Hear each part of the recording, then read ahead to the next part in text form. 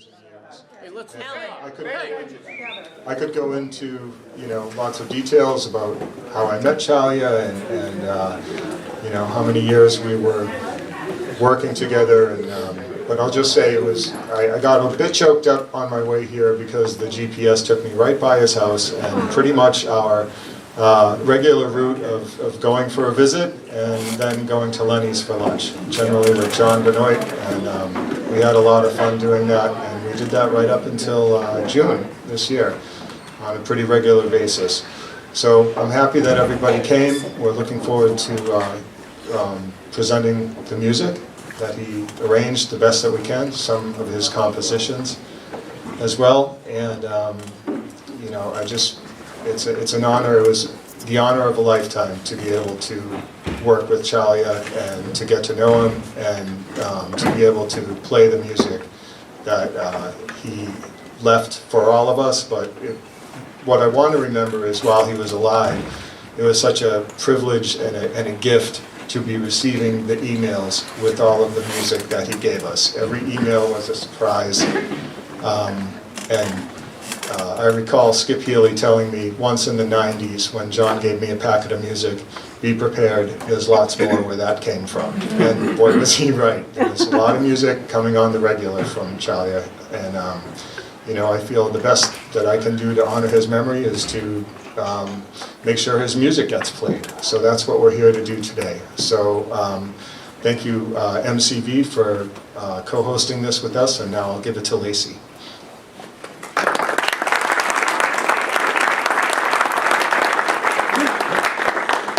Hi there, good afternoon. My name is Larissa Sasgen. You guys know me as Lacey. I'm a member of MCV, obviously. I got to meet Ciaglia a little bit later than most everyone here.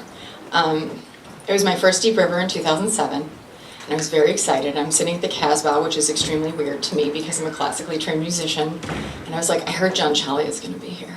And everyone's like, yeah. And I was like, that's really cool. I really want to meet him. And they're like, yeah. And then this quiet hippie in the corner was like, man, I heard that guy's a jerk. It was John Ciaglia. So that was my introduction to him.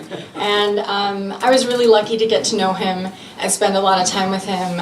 In 2020, he wrote music for people he didn't want to write music for because I bullied him into it. I would like you to write for children, and he's like, I don't do that. I'm like, could you try though? And then he's like, I don't think I want to. And I'm like, but I think you can't do it. And he's like, really? We had a wonderful relationship, and he was such a sweetheart. I was so lucky to get to know him, and at the end of his life, he asked that his life's work be presented and organized and open to the public for free in perpetuity. And that's something that he challenged me to do, and I am working on that. It's extensive. But if you're looking for something in particular, once I get things slightly in a row, I would be happy to do that. MCV will host the website as long as we can, or forever, I'm hoping. And we will always be able to listen and share and perform his music, and we want to do that with anyone who is interested. Thank you so much for coming to honor such a quiet and sweet hermit that he was. Thank you, everybody, for being here today. And now John Benoit will come up and say some words. John. Do you call me? Yes. Yes. Pay attention now.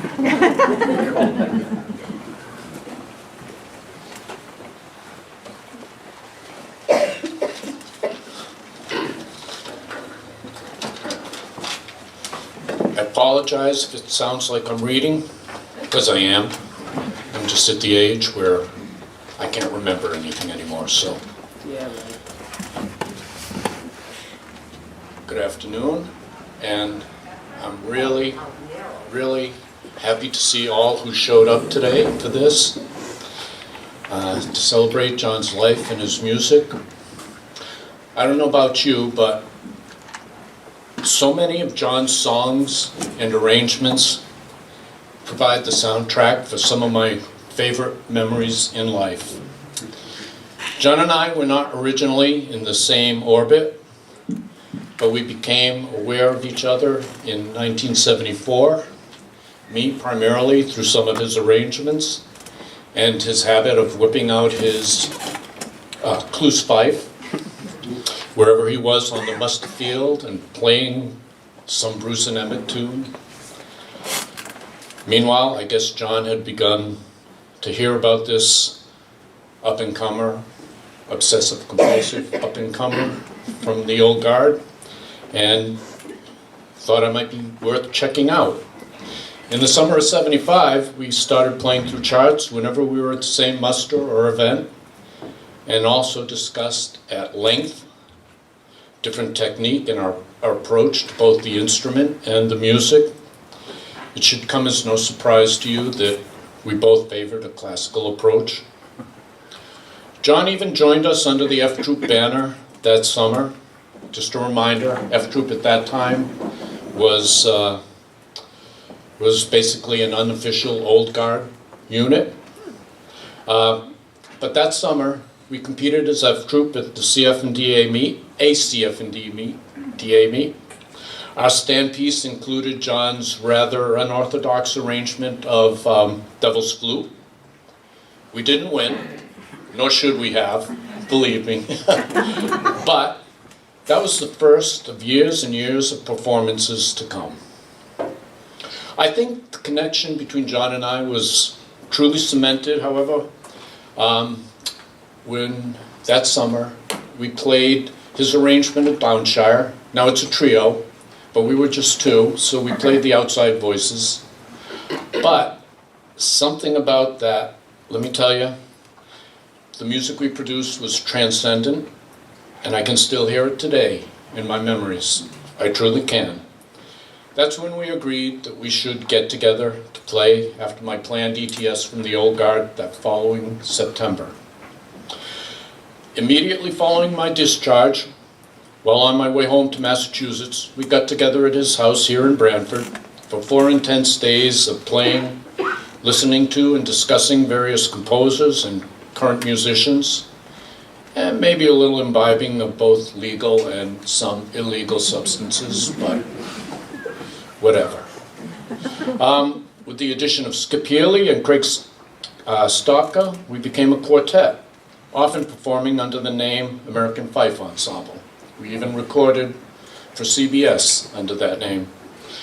And let me tell you, what a great ensemble it was. Can you think of it? Just think about it. I was 21. John was 3 years and 6 days older than I. Skip was then just a senior in high school, and Craig was just slightly older than all of us. It was serendipitous that we all ended up in the same place. And I'll tell you, both Skip and I were truly inspired and went on to join the Mariners, where we all continued to flourish musically. Through all of this, I feel we were fortunate to be at ground zero as John found and strengthened his voice with each new arrangement. When his arrangements are eventually cataloged and made available from, I guess, MCV, you and future generations will be able to track the development and maturing of his voice over time. But I was there, and I'm grateful for it. Skip later went on to discover his talent and passion for the traditional Irish flute. John and I formed Fife in the Fast Lane and started performing as a duet, both within the context of Mariner shows, but mainly on our own.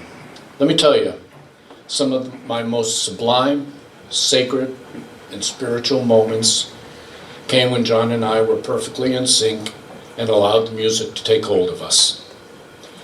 We each had our strengths, and our arrangements played to those strengths. Our capabilities complemented each other, and our primary focus would be on how our voices blended together. We were fortunate when Jason Malley joined us for a period of time, and we were able to expand beyond two voices, still focusing on the interplay of our lines within the context of the arrangement. I do have to say, however, that I do think John would deliberately mess with me and later on in our relationship. Little by little, I noticed my voice becoming harder and harder, especially when we expanded Fife in the Fast Lane to a quartet with the addition of Sarah McCunniff and Jane Law. There were a few times he'd lay out a chart, and I could barely get through it, let alone make it sound musical. I guarantee, though, that the next time we got together, I could play the shit out of that chart. But you see, that was the thing. We pushed each other. We pushed each other to be better, right from the beginning, neither of us wanting to be the weak link in our musical arrangements. And I can truly say that he made me a better musician in all aspects of what I've accomplished in my career. Well, life happens, and for a number of reasons, we ended up going our separate ways. As age crept up on us, we each experienced our own difficulty performing to our own standards, in time independently leading us to our full retirement from performing.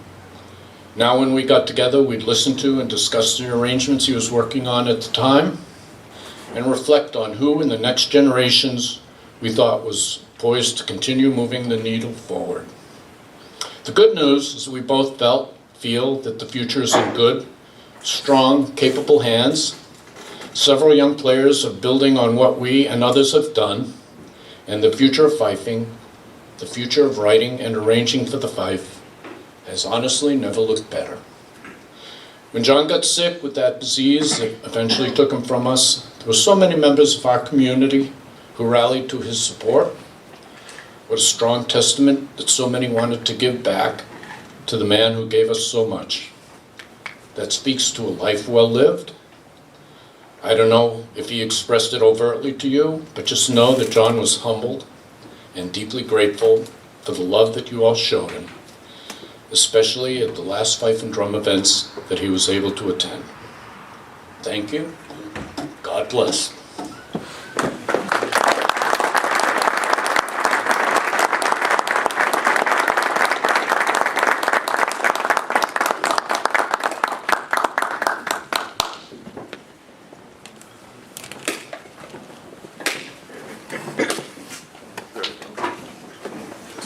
Thanks so much, John. Now, Skip Healy couldn't be with us today, but he recorded a video, so we're going to put it up, and feel free to watch it. So,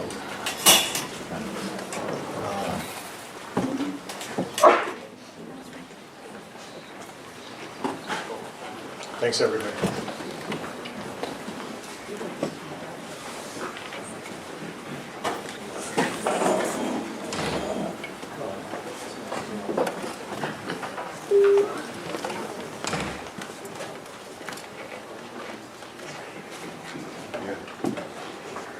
Hi everybody, I'm very, very sorry I can't be there in person today. I'd like to thank the organizers very, very much for leaving a little space open for me to have at least a video presence there today. I'd also like to thank very much the guy you cannot see right now, my friend Stefan Graf, who's on the other side of the camera. Stefan and I are going to be working on a podcast project together, and I asked him if he could help me out today. He's graciously come a very long way to help me with this project today, so thanks so much. How much of you? Up until, I should say, today is Wednesday that we're recording this, because tomorrow I have to go into the hospital for a continuation of a surgery. A few days ago it came up that I had to have an emergency procedure done. I had my ticket bought, business class upgrade, all set, all fired up, really excited to come over and be there today to celebrate John's life, but events got in the way. Let me tell you a little bit of a story. I'm the youngest of 5 kids, and my oldest sister was named Sarah, and she loved music, and her favorite musician, other than me of course, was a man called R.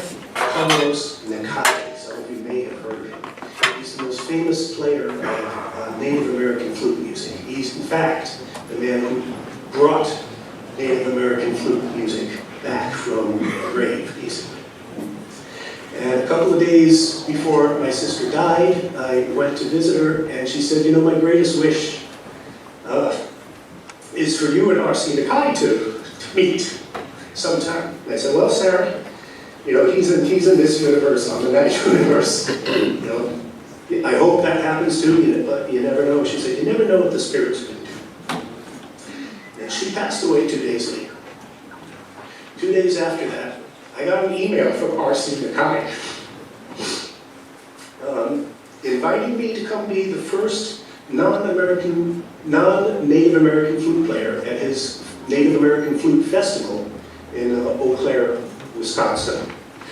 So, a few days ago, well, about 8 months ago, I had a surgery on this hand. I've had about 5 hand surgeries in the last 14 months or so.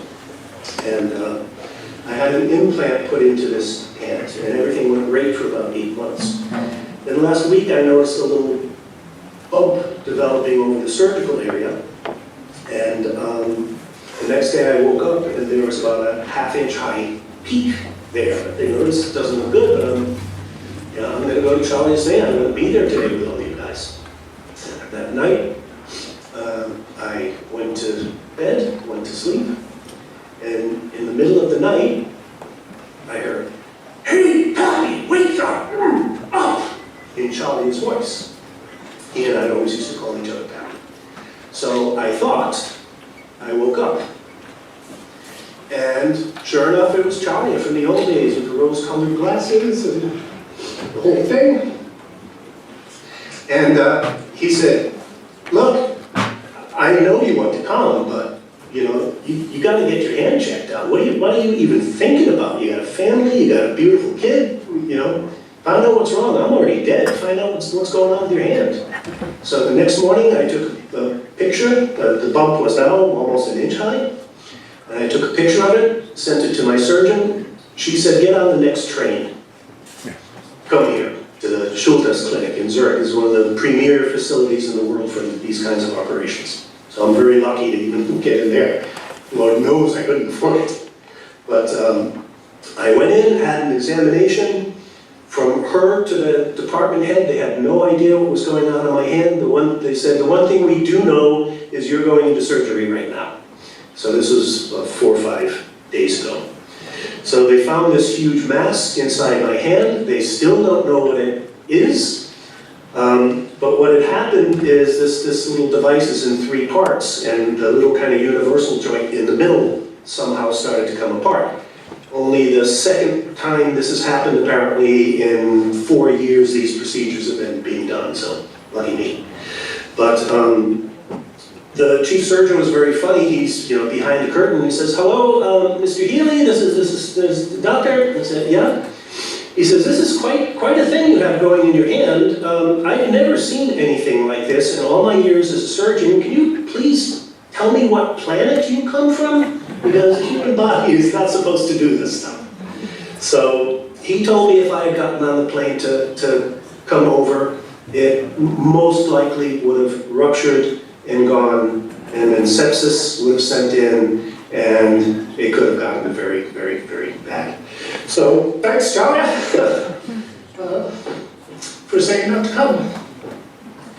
Now, obviously I'm not there, so I imagine what the event is like with Mariners and MCV and all the groups that are performing. We're enjoying all of John's wonderful arrangements, his wonderful original tunes. I know I was supposed to play Mishna Orion today with Fife Trio and Jim Clark, my favorite Charlie tune. And I actually knew Mishna, we'll get into that later. But I want to talk a little bit about the Ciaglia that I knew. For about 13, 14 years, John and I traveled around a lot. We did a lot of street busking. Okay, we played 3 or 4 times a week. We'd go down to New York City. We played by the Plaza Hotel, Central Park South, down by the library. All kinds of interesting things happened there. Starting in 1976, when I was working at Disney World, we used to meet in New Orleans, and we'd play in Jackson Square during the day, and at night we'd go down onto Bourbon Street and play all night in Bourbon Street. So we slept probably about 3 hours a day.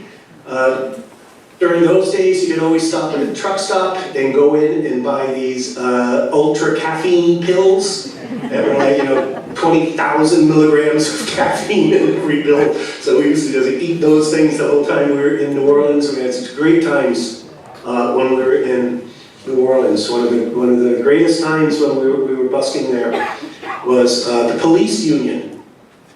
Were renegotiating a contract, and so they threatened to go out on strike during Mardi Gras. They thought that would shut down the Gras. And you're not going to shut down Mardi Gras. So the police union went out on strike. They called in the National Guard. So the National Guard was in the streets in New Orleans with rifles, full combat packs, the whole deal. The first day they were out, everybody was kind of like feeling it out. The next day, you could see some open shirt collars. The third day, you could see some flowers in rifle barrels. If you were, people would, a lot of times they'd come by and they'd throw a joint in our, Charlie had the beard and I had the hair, so people would throw joints and exotica into our hat sometimes. So if you were standing there smoking a little something, one of these National Guard guys would come by and take it away from you, and they'd put it out on their rifle and they would drop it at your feet and say, I don't want to see you pick that up. And they'd walk away and you'd pick it up and go right back to whatever you were doing.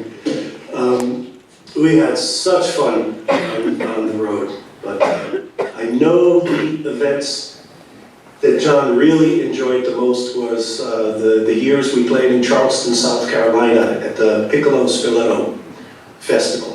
That was really John's wheelhouse because it was a classical music festival. It wasn't an Irish music or Celtic music festival or a drum corps muster. It was all classical music. Biggest names in the world had it. So how we found out about it is we were busking in New York City one day and this mime group was in our spot. So usually when that happens, we kind of trade off back and forth. And it was a group called Imagine. It was 3 people, a man and 2 women. And they told us about Giancarlo Menotti's little party in Charleston, South Carolina that they heard about, and they were going to go down because they were a classic mime group, which means, old Marceau style, this stuff, that for hours at a time. And they thought that would play very well at this festival. So we thought, let's follow them down. So we went down there also. John and I, the first place we went was called the Battery. And the Battery is where you get to look out at Fort Sumter, which is where the first shots of the American Civil War were fired. That was for Stefan, not for you, that's.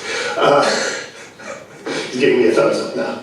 So and it was great. We're in our Mariner gear, we're standing down there, we're playing Fort Sumter in the background, we're ripping it up, people are standing in line to give us money.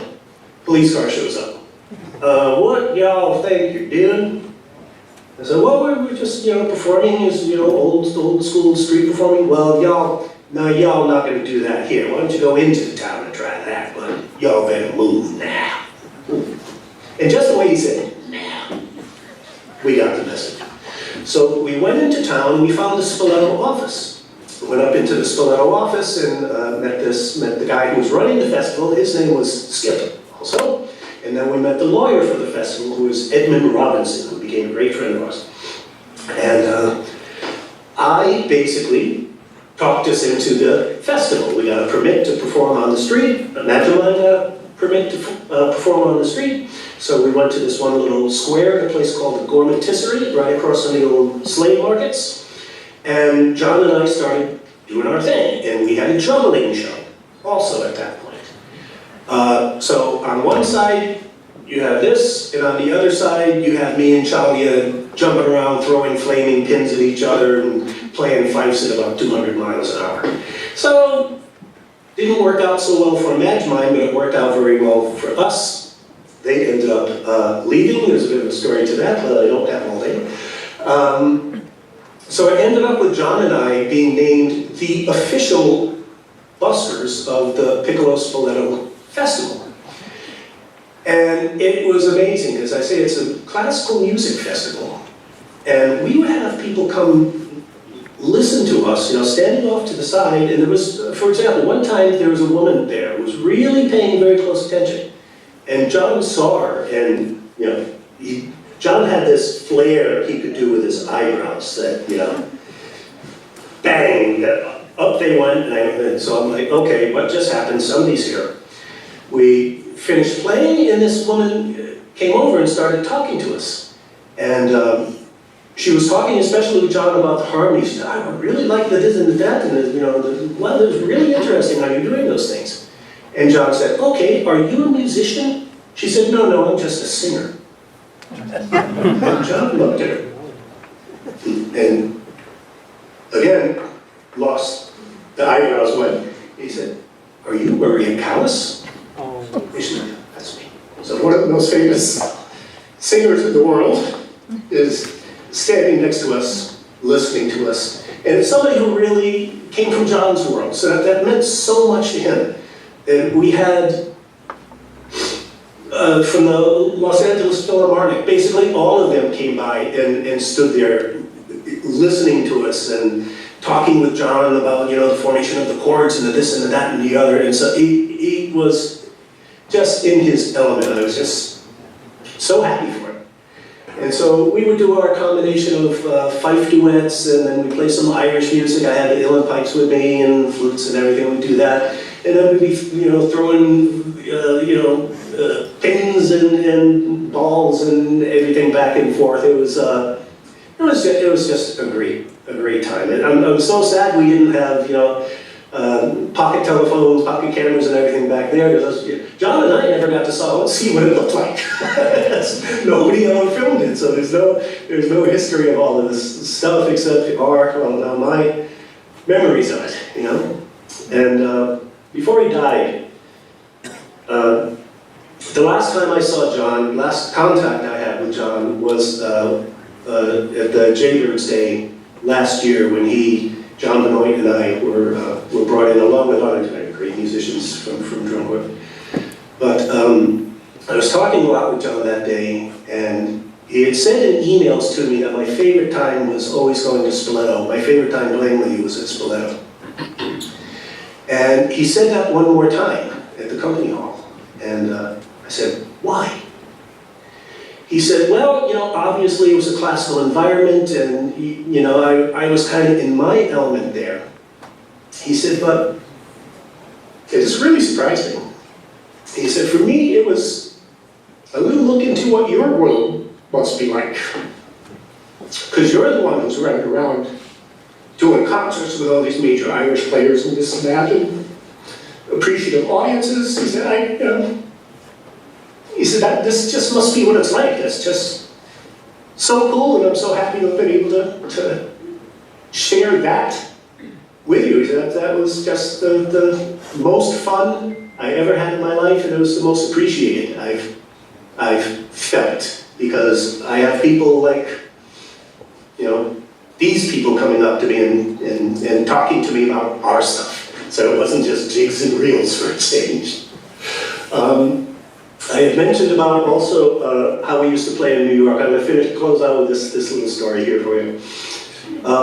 We were playing on the corner. I'm sure there's some people in the room who are of an age, as we say, who may remember the Grey Poupon commercials on television. For those of you who don't know about it, Grey Poupon was this mustard, French-style Dijon mustard that the way they marketed it, it was always people in limousines stopping, and one window would roll down and the other window would come down, and one guy would say, oh, have you any Grey Poupon? Oh, of course. And they'd hand it from limousine to limousine. Okay, so this is the Grey Poupon story. John and I were playing in New York. A limousine stops in front of us. The window starts rolling down in the back of the limousine. John looks at me and says, do you have any Grey Poupon with it? And I said, no, we were expecting something to come flying out the window at us. But this gloved hand comes out and does this. So I walk over to the car, we walk over to the car, and there's an elderly woman in the car. And she says, oh, excuse me, we've been listening to you. I've noticed you several times in the past. I'm in this area often. I have a little soiree at my home this evening. Could we possibly engage you gentlemen to to come play. There'll simply be remuneration. We'll pick you up and bring you wherever you want to go at the end. Is that possible? Yeah, of course, certainly. So a little bit later, 6 o'clock or so, whatever the time was, limousine comes back. John and I get into the limousine and we are driven to New Jersey. Nice New Jersey, Farmville. And I end up at this mansion. We go into the mansion. It's full of elegantly dressed people.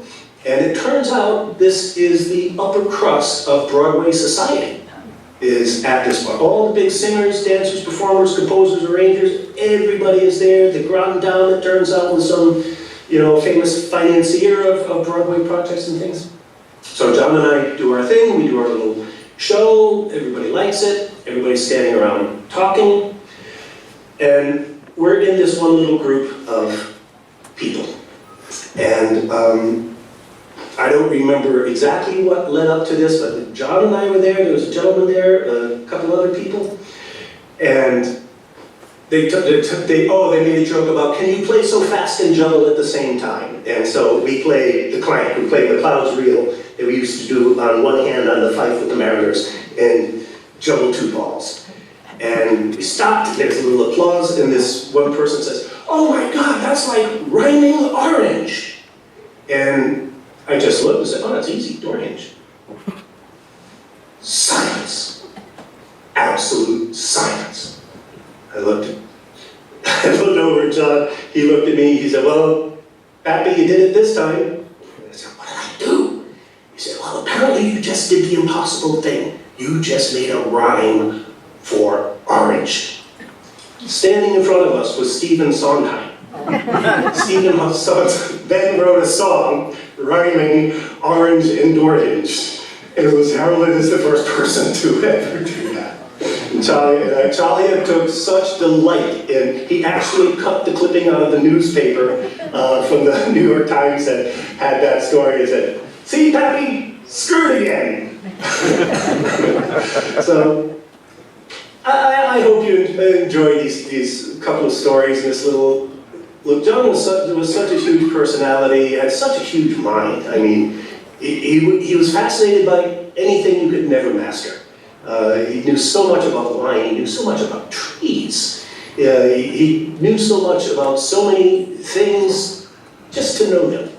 He was such a great influence on me. I learned so much from John, what to do, what I did not want to do, how I want to play, how I don't want to play. It was such a foundational thing for me, playing first in the trios with John Benoit. We were at John's house, Ciaglia's house on Bradford Point, when he first started doing arrangements. All the Fisher's Hornpipe, all of these, Daryl's Flute, Downshire, all of that stuff. That's when the 2 Johns and I were hanging out, playing our tunes and smoking our smokes and drinking our drinks and just having fun. It was a magical time. Thank you very much for this. Ben, I know I've gone over time, but it's really hard to condense a 55-year relationship. Oh, way we met, last little thing. Back in the old day, in Deep River Muster, when there used to be at the Muster Field and a Deep River Inn in Swede Hall, were jam sessions at night. Swede Hall one night. I had not formally met Ciaglia. I was playing something, Kenderbeck or something really fast. I think I was, whatever. And he turns around and he looks at me and he says, excuse me, would you mind if I placed my fingers on your throat to determine if you're single or double toning that? If you could play that again at that speed, please. That's all I got to tell you. I'm sure you will have lots of memories. I look forward to hearing some of your stories when I am able to come over again. I'm hoping to come back over for Deep River or Westbrook next year. Enjoy yourself, enjoy your lives, enjoy your friends. And they're always alive as long as we remember. Take care, everybody. Cheers.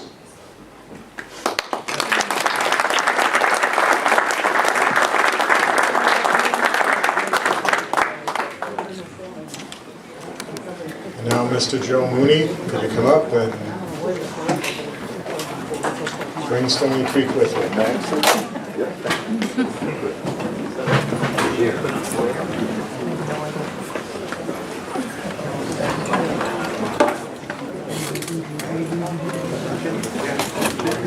Good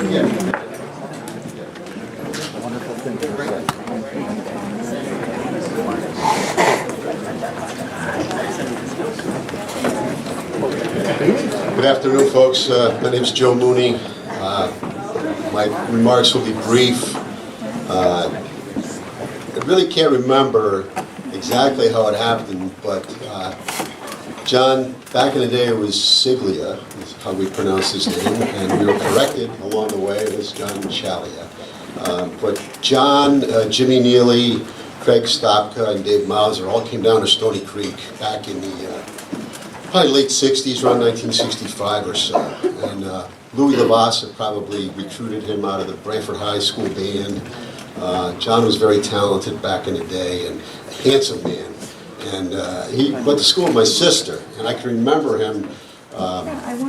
His dad had a tackle and bait shop down at Branford Point, and John used to drive. There was a 1967 Chrysler Town and Country, which you kind of probably can't imagine him driving one of those, but back in the day, that's what he would drive around. And there's times where he'd be down at Branford Point, he'd be juggling, he'd be teaching people how to juggle and how to play the fife, and he'd be chasing the women and having a grand old time. Back then, I was a youngster. I was 3 years younger than John, and he would also, back then it was Craig and myself and Dave Hooker. We were the early teachers for the Totoket Ancients. So again, back in the 60s, John didn't stay with us long. He moved on probably in the early 70s. But when he started, and some of these notes came from Jack Doyle, who you may know. He started playing with Stony Creek, and we were using metal fifes back then, and the Calcavecchi fife. And John was the first one to come in with a wooden fife. And he had an Ed Ferrari fife.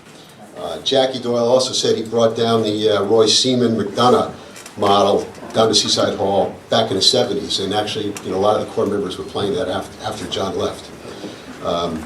One of the times that I really remember John was, there's times where he was a complicated person, and but most of it was around his musical desires and talents and everything. And there was a meeting down at the Stony Creek Hall, and the elders were there, and he basically got up and said, "You're terrible. You guys are resting on your laurels, and you really need to get your act together." So obviously that was John, because he said what was on his mind. And it didn't go over that well, but surprisingly, right?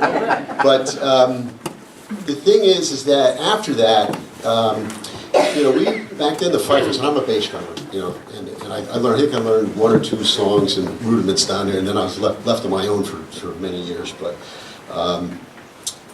back then we were on X's and O's for the fife. And John and Jimmy Neely and others, started to introduce the music. And there was a lot of resistance, but there's also a lot of people that picked it up. And so, and the things that John would say and inspire us really moved us to a different place. And after John moved on, we started competition in the early 70s, and it really was to improve ourselves, to really be self-critical and such. So, really tribute to him, because we wouldn't be as good as we are. And again, we're an ancient, big sound core, and some of the people read music, some don't, but we all play together and we have a great time. But John was the catalyst, and so as I mentioned, he outgrew us. We kept in touch, and he always kept an eye on us, and would comment and say, you guys are really doing well, and you could do this and that. And he also inspired a lot of our fifers and other musicians. So anyhow, thank you, John, and may he rest in peace.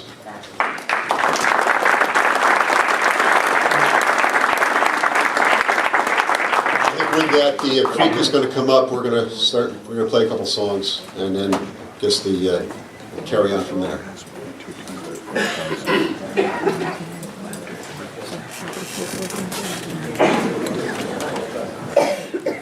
Call them the Canaries back then. That was John and Jimmy and Craig Stopka and Dave Mauser. Yeah, thanks.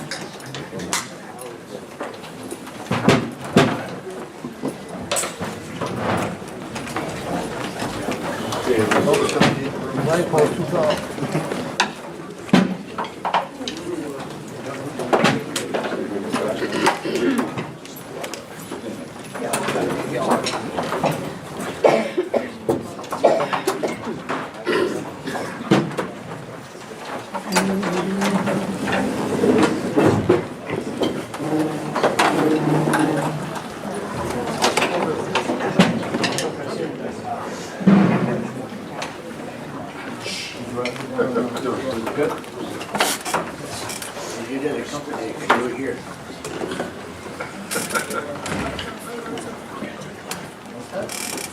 Eel pie.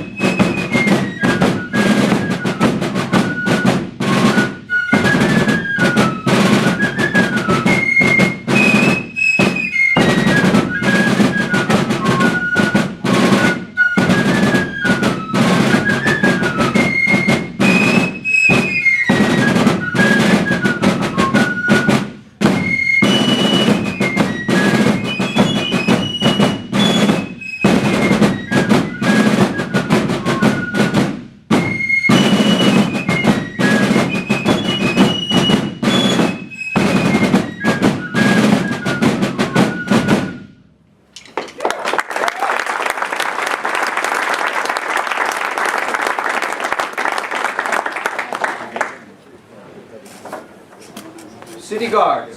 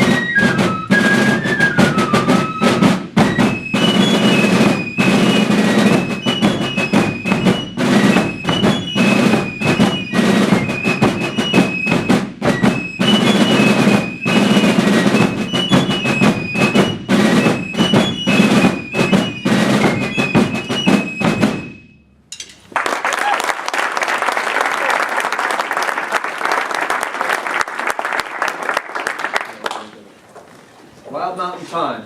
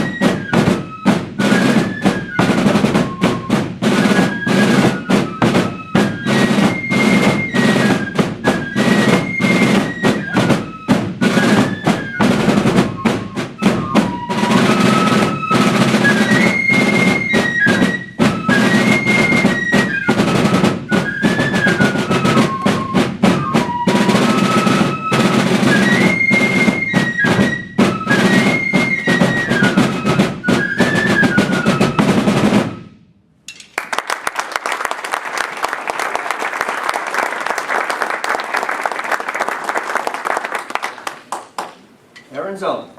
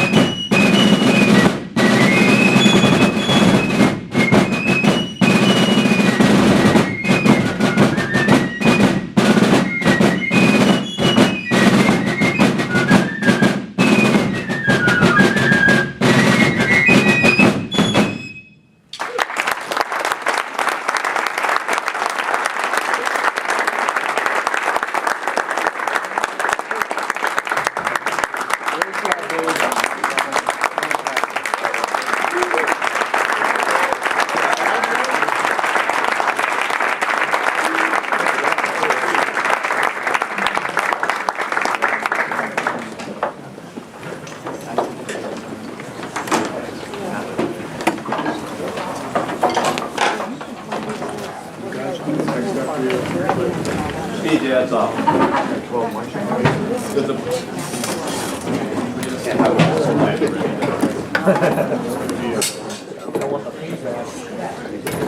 Okay, next up we have Mr. Alan Reed.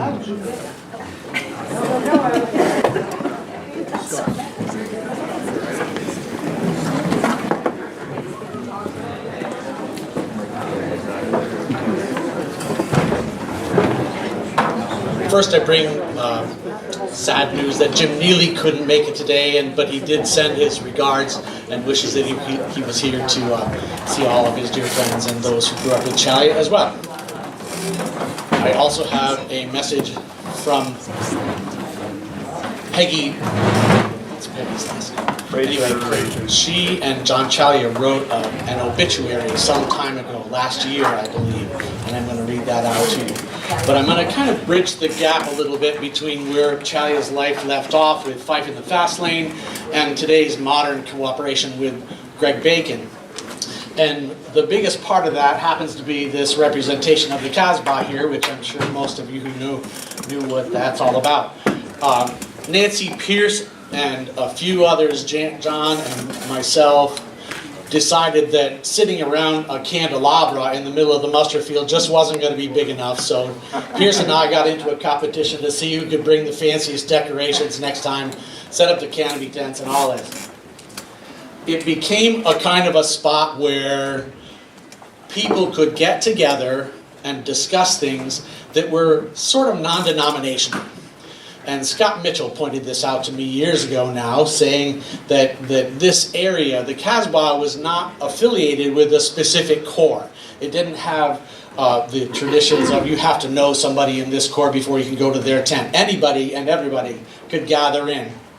And it ended up being the perfect venue for Ciaglia to hold court and to answer questions, and most important, for young people to learn that he wasn't going to bite you.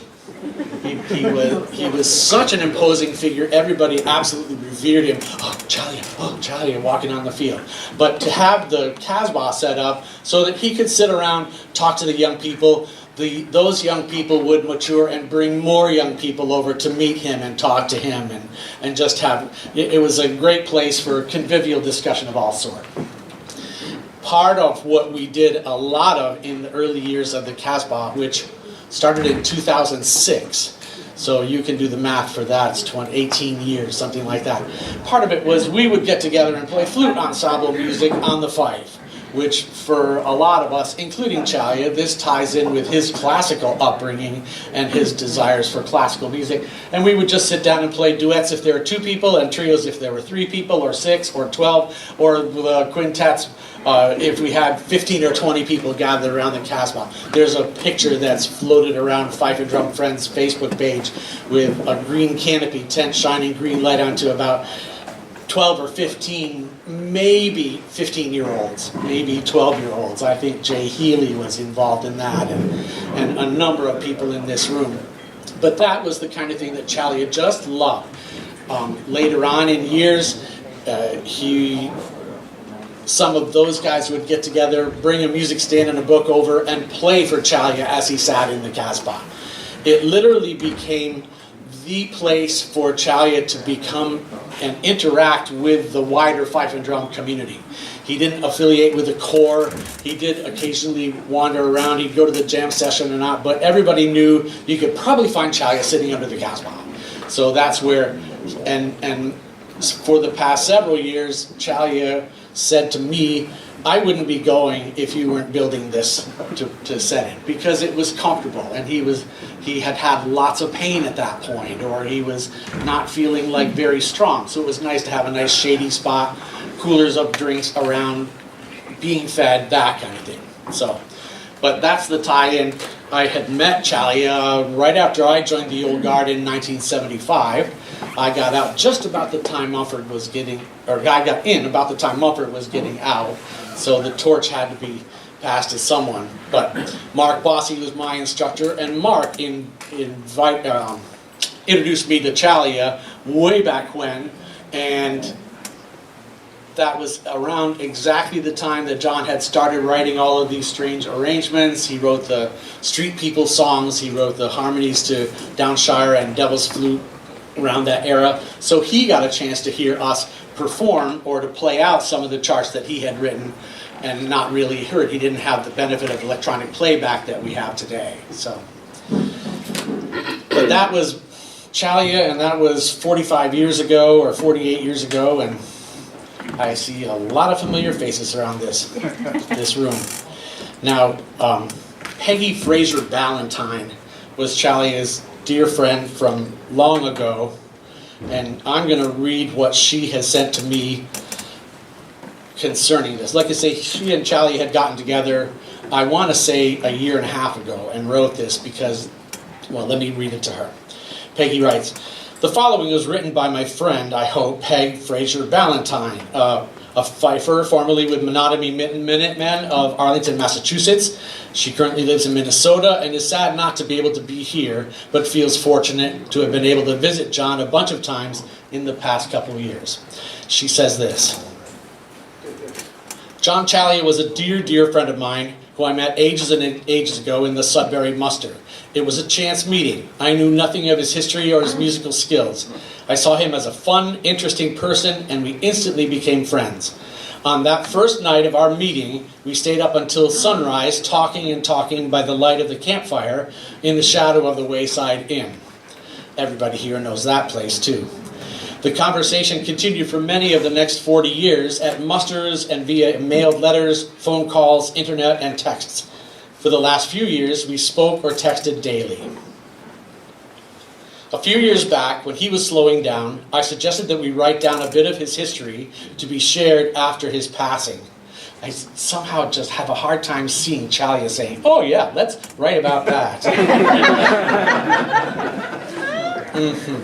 He told me that no one would care, and that's the point of it. No one would care about any of it, but I insisted that he was wrong.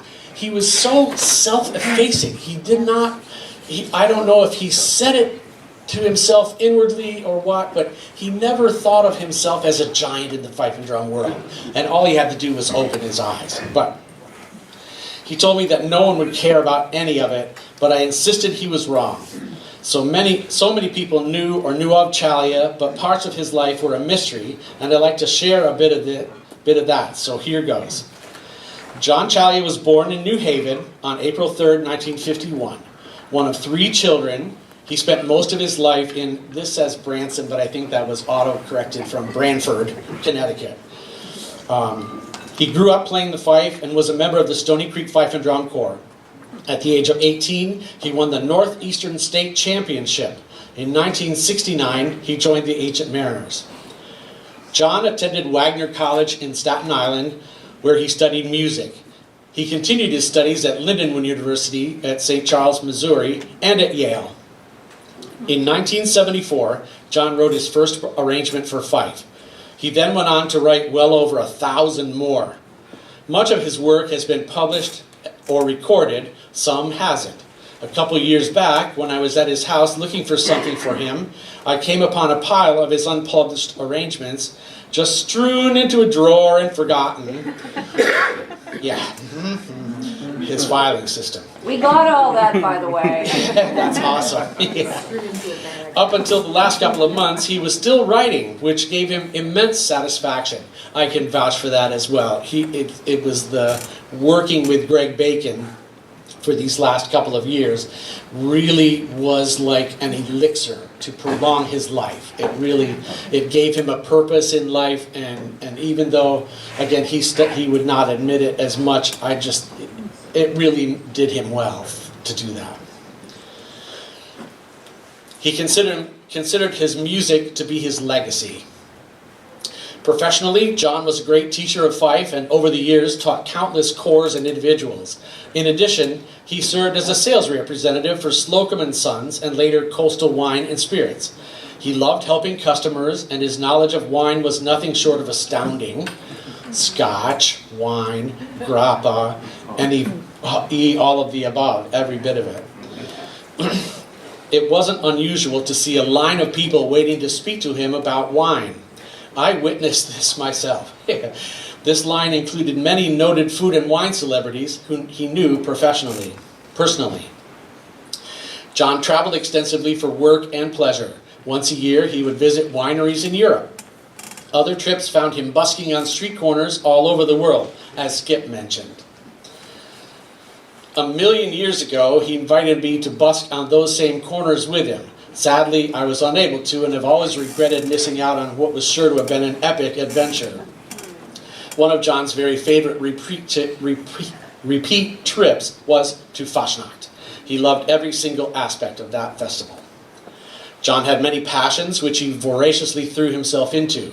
In addition to wine, women, and song, yeah, he loved his women, that's for sure, and song. His interests included juggling, yoga, botany, running, reading. His home was a reflection of all these varied interests. Juggling clubs piled in the guest room, trees and plants covering every surface, sneakers and yoga mats by the door, a wall of books, an enormous crate of garlic in the hallway, his studio equipment in the main room, and on the mantel, a giant silver ice bucket full of fifes, including his fishpole-wrapped original McDonough fife, varnished and all of that, but when his fife cracked, he took it to his father's shop or some other place to do this and just wrapped different colored thread around his fife, and it was so distinctive because of that.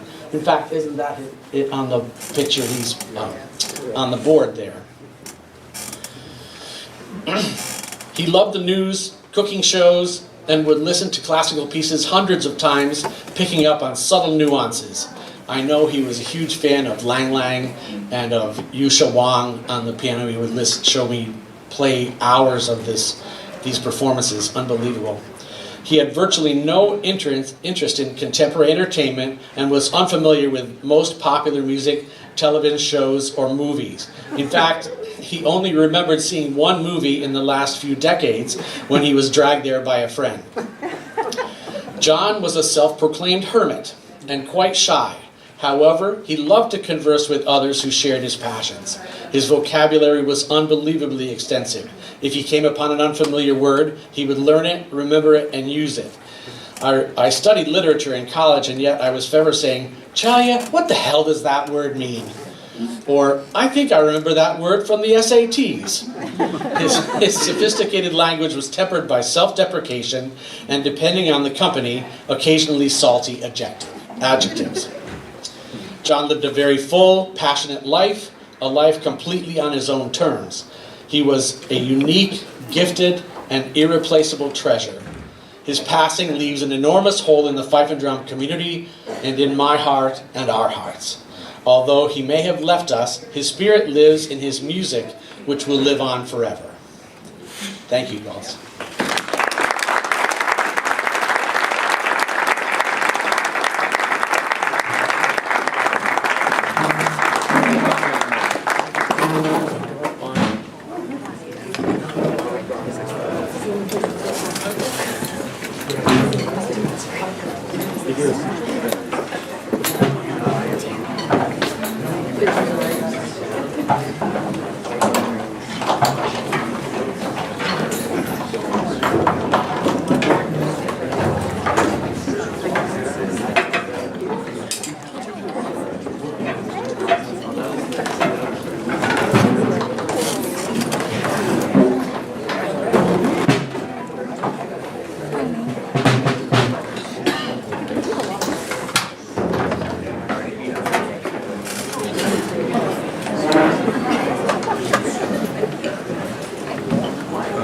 Brian Watkinson, howdy, howdy.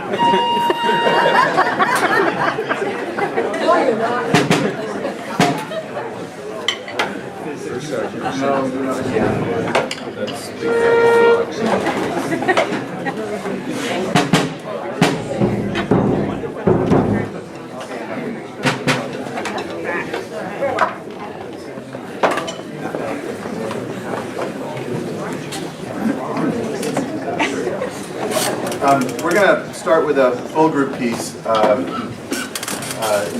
2004, when John Benoit and I started Grand Republic, there wasn't a lot of room for other arrangers.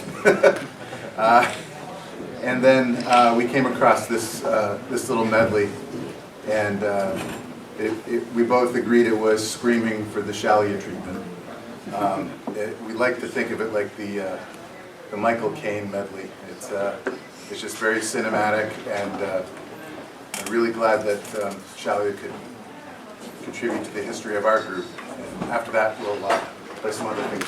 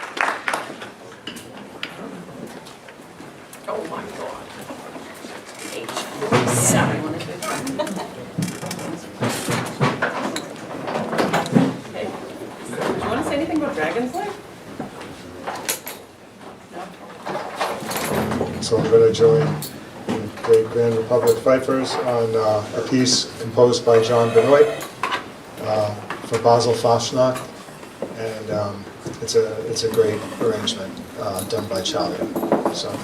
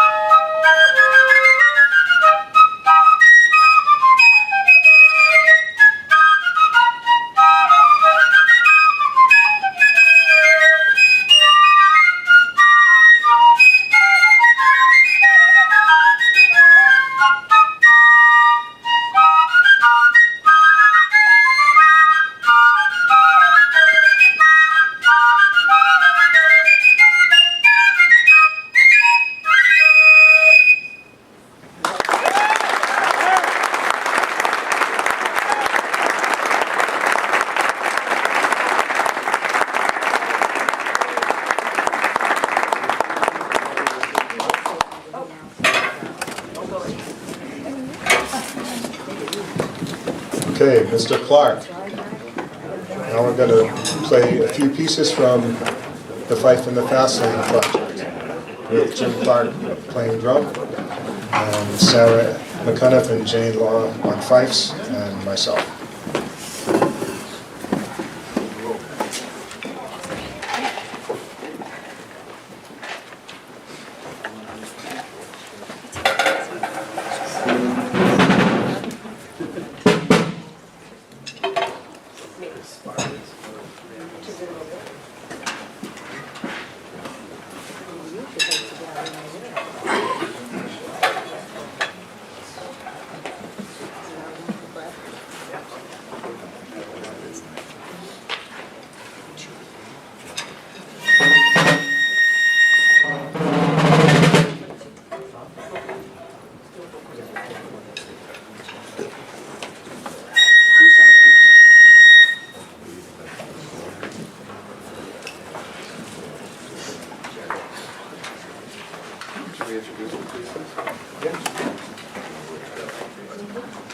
These are three pieces from the Fife and the Fast Lane excuse me, recording project. I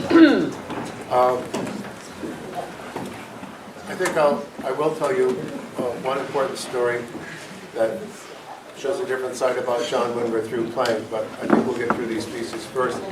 I was teaching John Benoit's children beginning piano things, and I had been teaching with John Ciaglia for several years, from time to time, teaching chorus. And they told me they were doing this Fife and the Fast Lane business, and they wanted to make a recording, and they wanted me to add some drum parts to a few pieces. It was very exciting, and if you're a drummer, my main interest in rudimental drumming is ensemble playing with fifers, and the thrill of playing with Ciaglia and Benoit was really extraordinary, because not only are they such beautiful people and complex and interesting people, but they played so really, really beautifully. And they didn't want to record with me. They didn't want to play in the same room. The idea was that we would record perfect. I'm just telling you the story, John. It's true. They would record perfect 5 tracks, and then at some later date, I would go in and add drumming to it and not disturb anything. And that wasn't my idea of fun. And so what we ended up doing was they did this very, very nicely. They would come up to my house a few times, and we would play through a couple of the pieces in my living room. And we would play a piece, come in and they'd be friendly and nice and so forth. We'd play a piece once, and it'd be silence. And I said, let's do that again. I'd say, no. We play it again. Say, all right, you gotta go. And that would be it. But at least I got to play live with them in my living room. We did very few live performances after that. But that was my reward for doing, writing the parts and doing the recording, because it was really special. John Benoit's playing was so perfectly focused and perfectly precise and perfectly detailed, and you could play along with it. The ensemble was so easy to do if you were doing everything right. And it was so musical at the same time. It was so artfully cut, It was just this little gem of perfection. And Ciaglia's playing, to me, was always much bigger and broader and rounder and floated around a lot more. And that was very beautiful to me, too. I love to listen to John Ciaglia play. When we used to teach together, I would often ask him after a rehearsal to just play something for me. I'd make up questions that I had to have him demonstrate something. It was so beautiful just to hear him play. And the same is true of Benoit. So it was a great honor for me to do this. And I haven't played much of this music since. So about a week ago, they called me, and I've been trying desperately to recall the parts and to make sense out of them and to do this. So wish us all good luck, because they know what they're doing. This first piece is called Here's to the Maid of Bashful 15. I first learned it from one of those George Carroll books that came out in the 1960s. It's a very simple I think it's an 18th century tune. It sounds like an 18th century tune. Earlier. And the whole Fife in the fast lane idea, it seemed to me when they asked me to contribute my little bit to it, it was the idea of chamber music for fifes and drums. The big problem with chorus, as Sarah knows from the years I worked with MCB, the problem is not having the drum section obscure what the fifes are doing when the fifes are playing multiple parts. And you struggle with that all the time. So what we were trying to do with Fife in the fast lane was to have the parts be sparse enough and to balance the thing so that you could actually combine fifes and drums without covering up all Ciaglia's favorite stuff. Well, we'll see what happens here. 8 bars.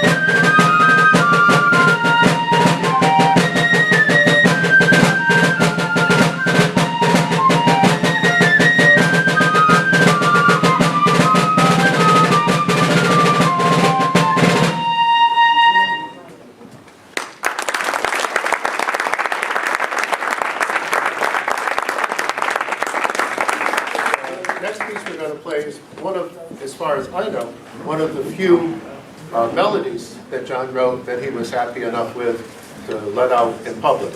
When you're writing, you know, as we all know, John loved studying technical things, all sorts of technical things. And when you're writing counterpoint, there are not exactly rules that you have to follow, or otherwise every piece would sound the same. But there are a lot of conventional things to do, conventional voice leadings, conventional progressions that you can put in, and then at least you're not doing anything wrong. And it's safe in a way. I mean, you can do it, and you haven't done anything wrong, and then you can experiment within the range. But when you're writing a melody, there is no rule for writing a melody. A great melody sings to you or it doesn't. And you can't have any kind of rule that will guarantee that you'll come up with a good melody. You can write an arrangement and say, look at that, I've got all the harmony is all there, and it all is justifiable, I can defend it. You write a melody, it works, it doesn't work. And John was, in my experience with him, was a little reluctant about putting out a lot of his melodies, but he had a wonderful gift for it. And this one, called Mishna Orion's, is a really great melody, and I think everybody who's heard it, so far as I know, likes it. And I would love it to become a standard kind of tune for people to play. I think it's a really great piece. So, Mishna Orion's.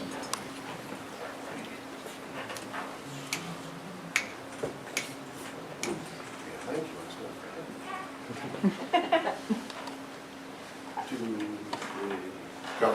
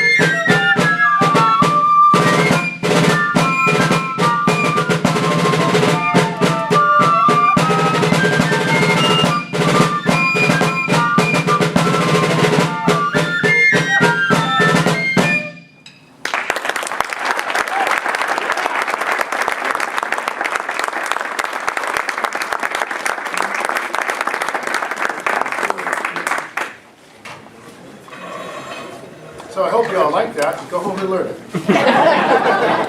That would be a nice tribute for John. I think this is so wonderful to hear so much of his music played and to see people gathered here to hear his music.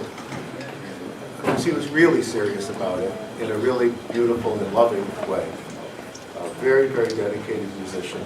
And so many times when we would talk, I don't know him as well as many of the other people do. I know him intensely. But only one-to-one. I'm better. If you know me, I'm better at one-to-one than in any kind of group. And all we shared was our interest in music. But boy, was he sincere about that. We had a lot of good conversations about music. And he just loved it. And he would have loved the idea of people coming, actually giving you good hearing in these things. So I'm really grateful that people are able to listen. And I hope you listen to a lot more of this music. The last piece we're going to play is, I requested to add it to the program because I liked it so much. It's Murphy's Hornpipe. Also, a memorable tune that has gotten a lot of popularity. And I know, anybody write that? Oh, Benoit wrote that. This is John Benoit's melody. John's written a lot more tunes. John is braver about putting them out in public, and he has every right to be. And this is one of, I think, one of my favorite tunes of John's. And we did it for the Fife Fast Lane project. And I played it many times with Skip. When I thought Skip was coming, I was practicing a lot because we usually do it about 116 beats a minute. Let's not do that. Because it wasn't even on the program a couple of days Maybe ago. 110. And there's about a lot of nuance that gets lost when you do that. So we're doing it to show the arrangement of it more, which you can do, I think, nicely at a slower tempo. So we're going to try to play Murphy's.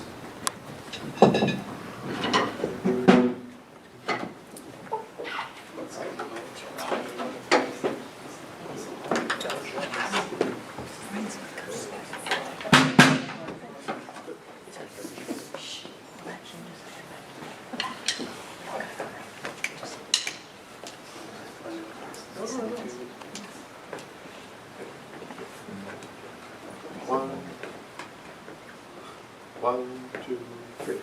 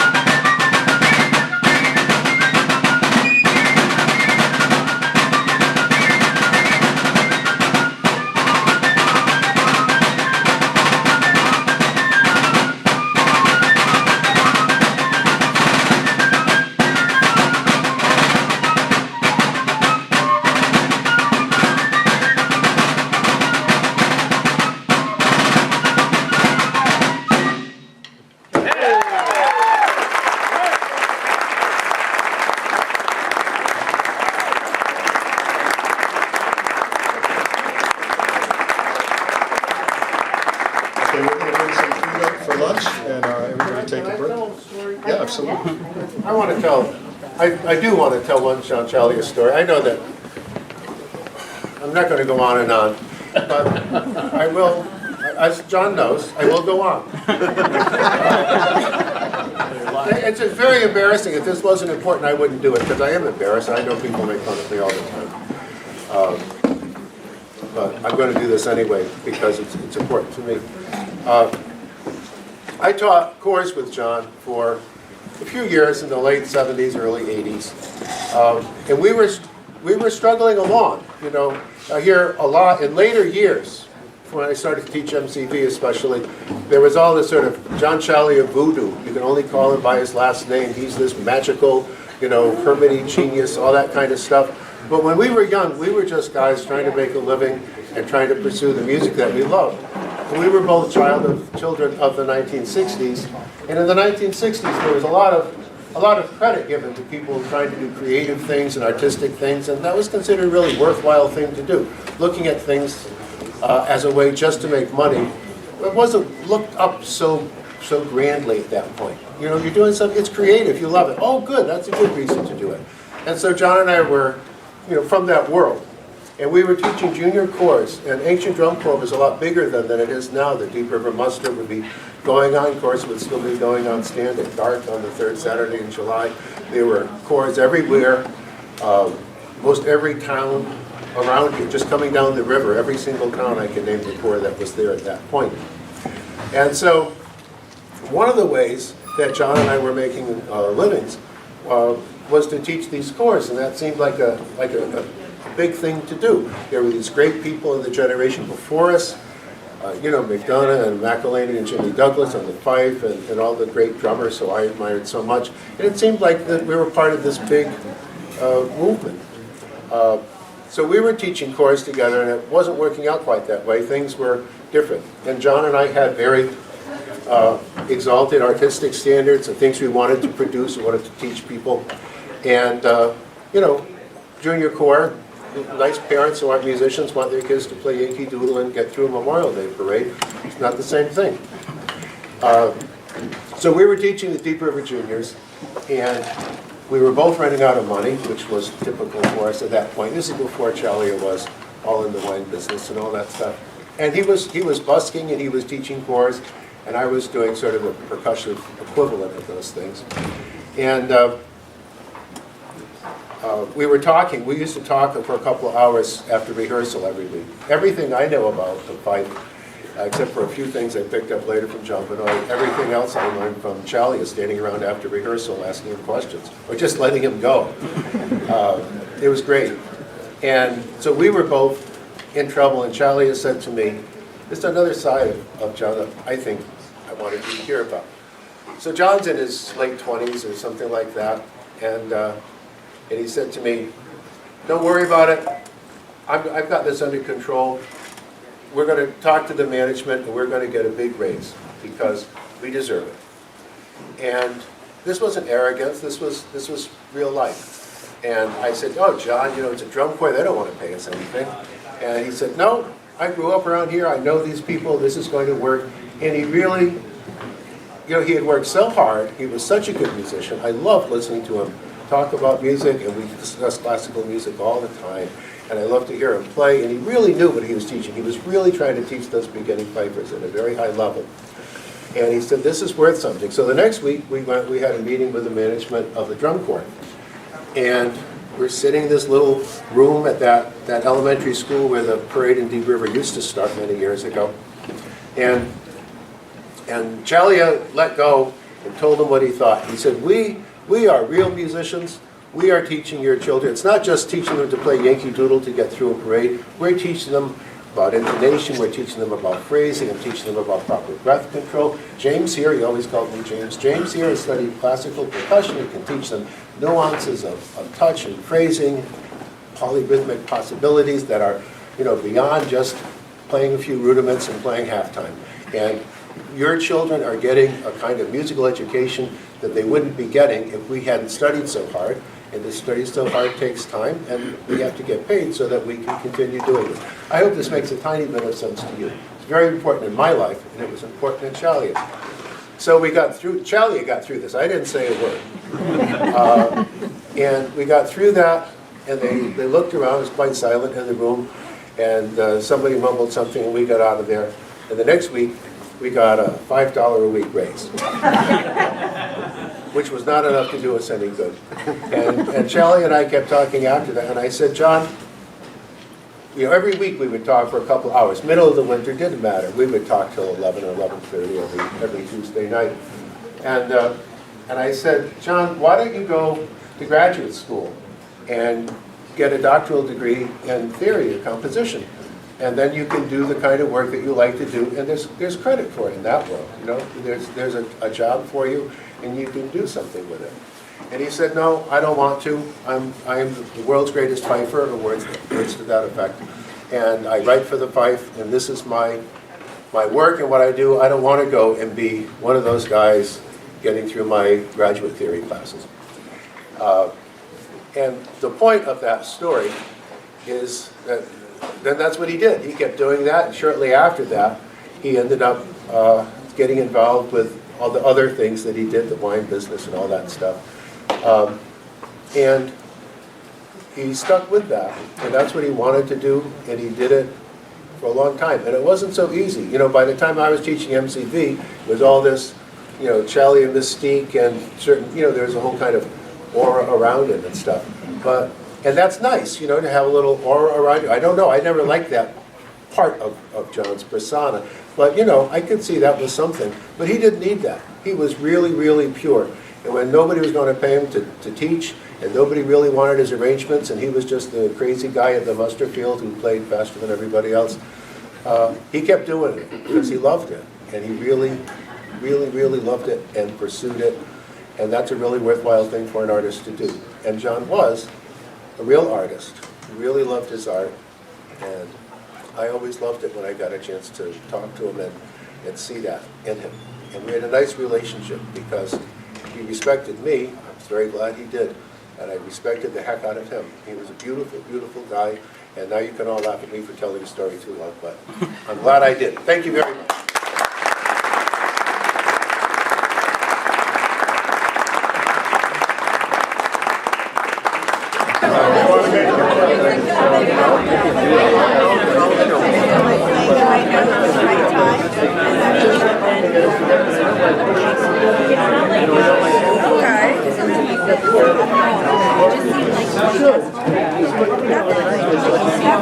The best time. Okay, everybody, please, hope you're enjoying your lunch. And while we finish up, we're honored to have members from the United States, Old Guard Fife and Drum Corps, play a selection of music today. And Emily, thank you so much for all your help, and Kara, and thank you everybody for making the drive up here and for doing so much extraordinary preparation to this event. So we look forward to hearing you. Thank you.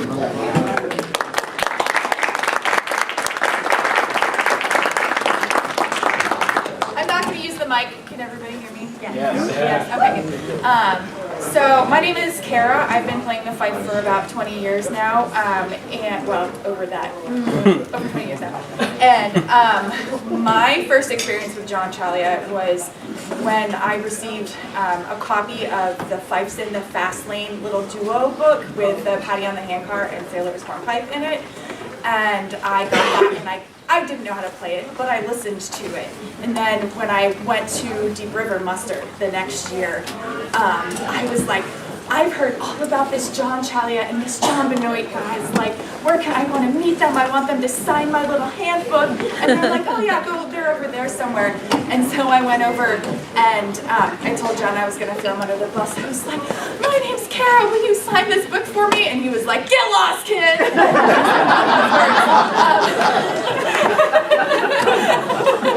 And so unfazed, actually Corinne, you were there with me when that happened. And so we were unfazed and went over to sign to ask John Ciaglia to sign it, and he was like, of course I'll sign this for you, and here's some more music that I've written, and you can have fun with this. But I feel like, I don't know either one of you that well, but from what I've heard, that kind of encapsulates maybe a little bit of fife and drum. But we're going to start off with the Peter Street medley from Road to Folly.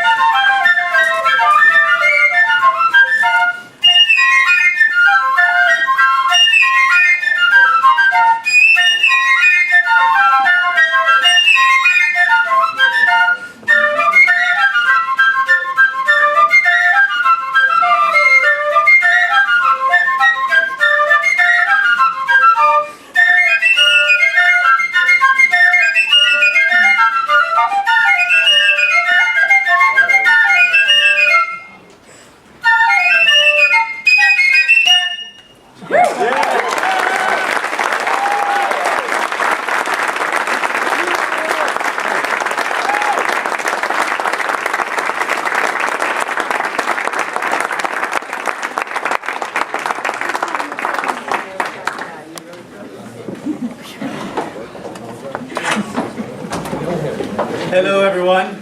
My name's Kevin. Hi, Kevin. I'd just like to say thank you to the organizers for having us come up and play. It's really an honor and important for me as a drummer to be here and playing for this concert, so I can't imagine what it means to the fifers, friends, and our fifers of John Ciaglia. So on behalf of us, thank you for having us.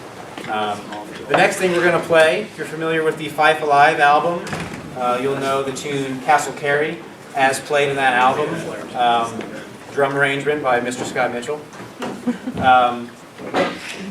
If you read the notes for that album, you'll know that the traditional tune that John and Skip, I think they said they like to play it on melancholy days because of just the way the melody kind of sat. So this is an arrangement of that traditional tune called Castle Kerry. I hope you enjoy.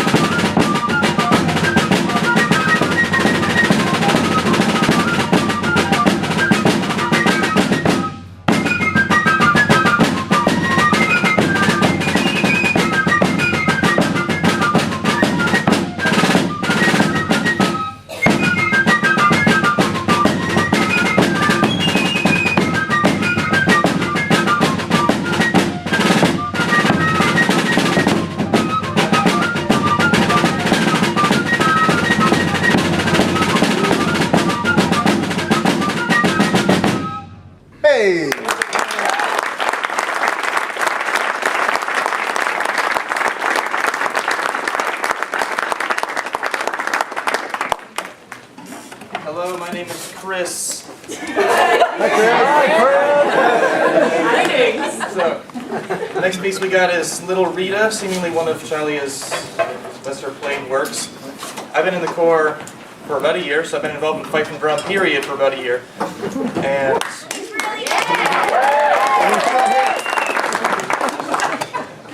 so, this piece, as well as Peter Street, as well as everything I hear from him, shows me how much of an artist he was. I never got the chance to meet John Ciaglia, unfortunately, but it's really awesome for me to be here and hear about him and hear a bunch of his music. And it does speak to me again, as I came from a classical music background as well. It speaks to me a lot. This next piece, it's got a lot of cool rhythms and harmonies. He takes one particular melody and puts it into 5 parts and does different dance movements with it. Slip jig, a reel, hornpipe, inverted hornpipe, all his usual Ciaglia-y stuff, right? It's pretty cool. Hope you enjoy.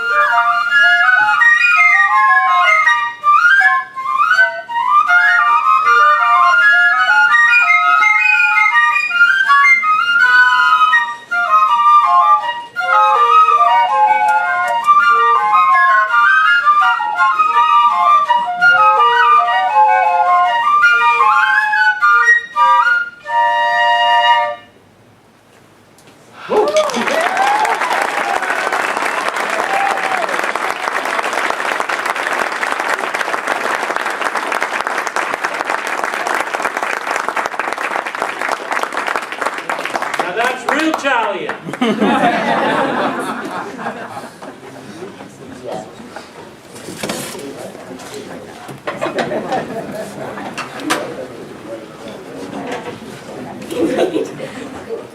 Oh my god, I have to. Hi, Jay. For those that don't know me, my Hi, name Jay. is...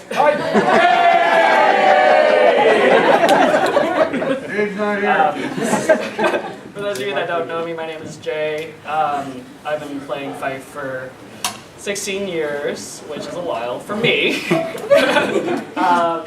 But Ciaglia had a massive influence on my life ever since I was a little kid.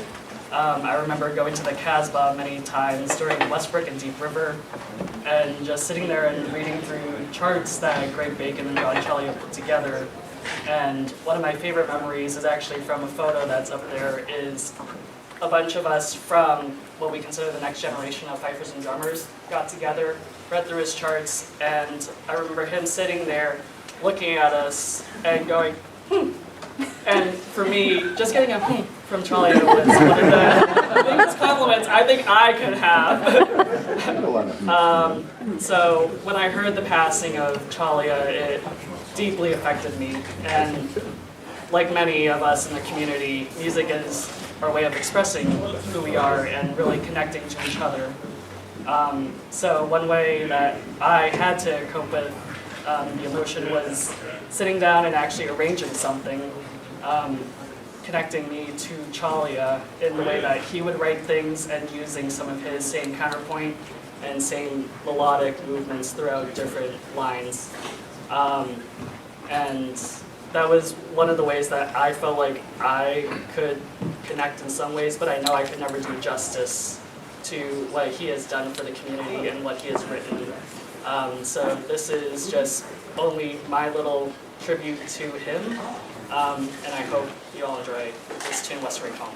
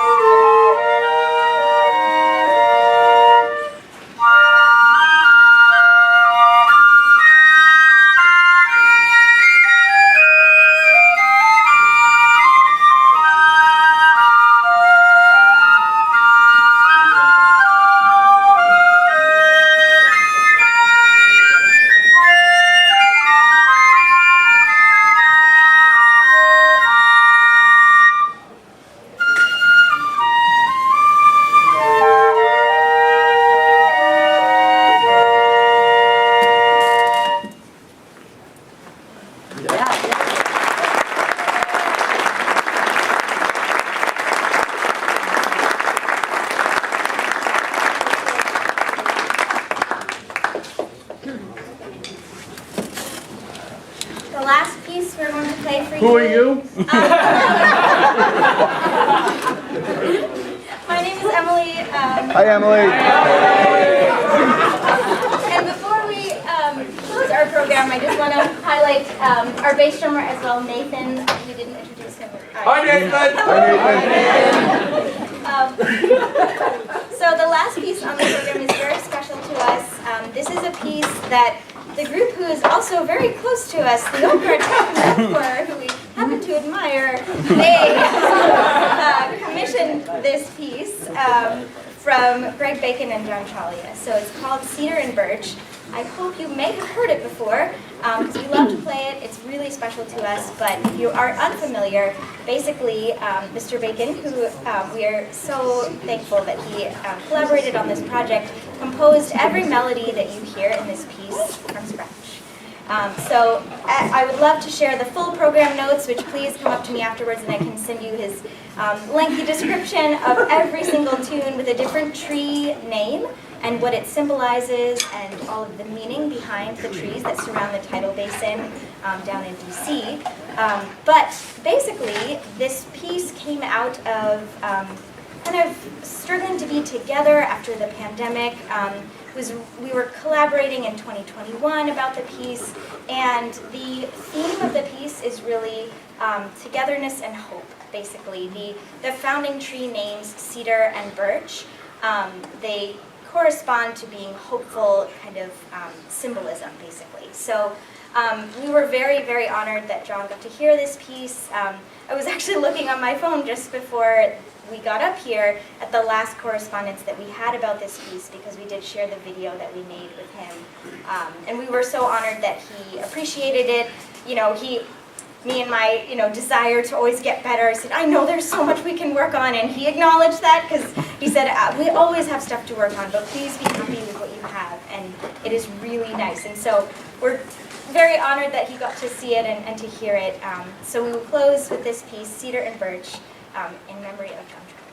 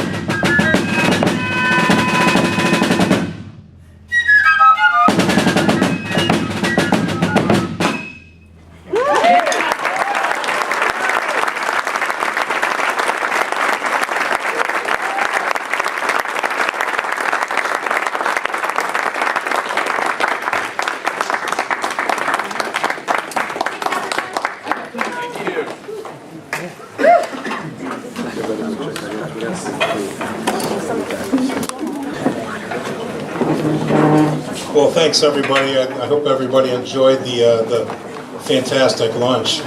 Just awesome. We can all come together in remembrance and to share a meal together as well.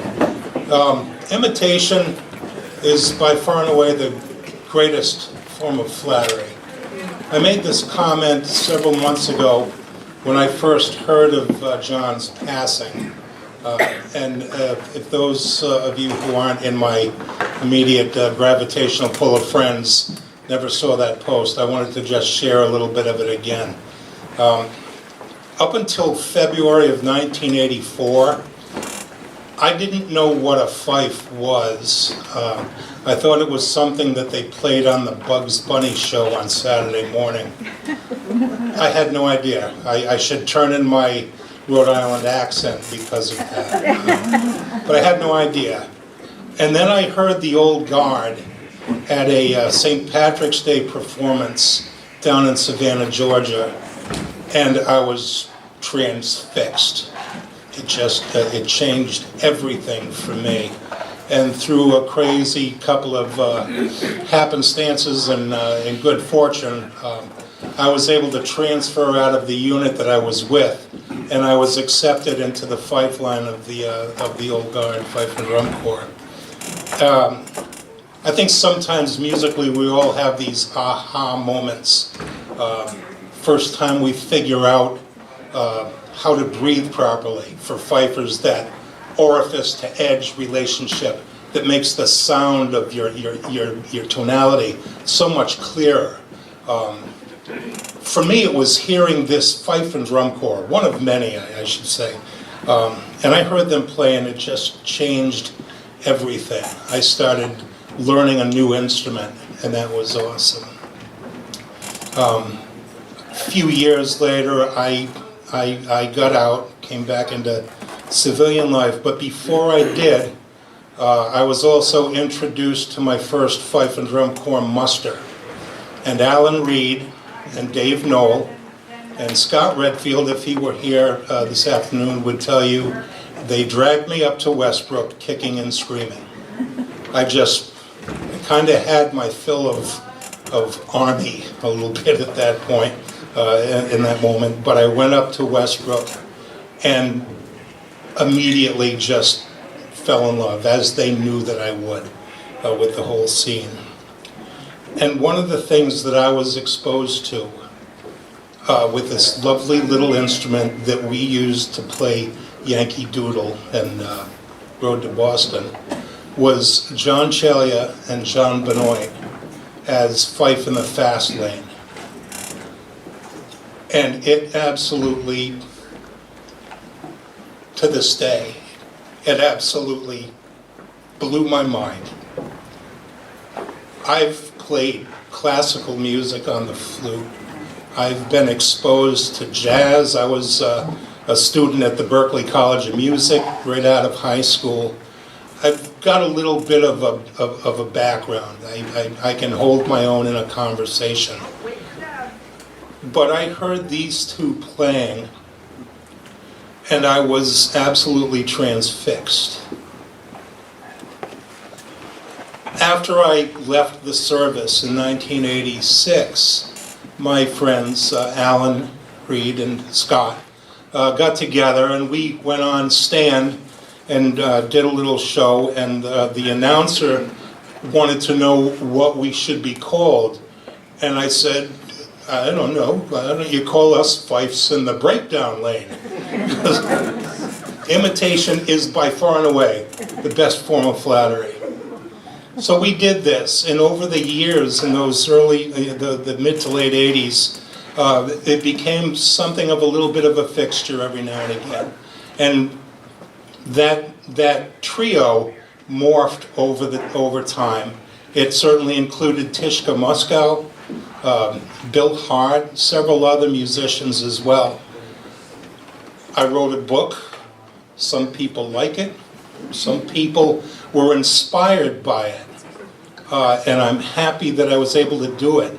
And I was able to do it because of this moment, this sort of pivotal moment in my life. when I was so completely destroyed and inspired by two guys at a muster dressed up in black turtleneck shirts and little berets playing Sergei Prokofiev on the fife. And I mean to tell you, if that wasn't the biggest aha moment in my life, I don't know what it is. It defined who I would become even 40 years later as a musician, as a fifer, and as a teacher of music to young people. You don't have to look very far at all this afternoon to hear the evidence of that kind of collaborative playing between the beautiful music we just heard with the old guard members in that fife line, the Creek, the Grand Republic, and MCV soon to come up here as soon as I stop talking, and the Ancient Mariner as well. The level and the quality of music has just soared.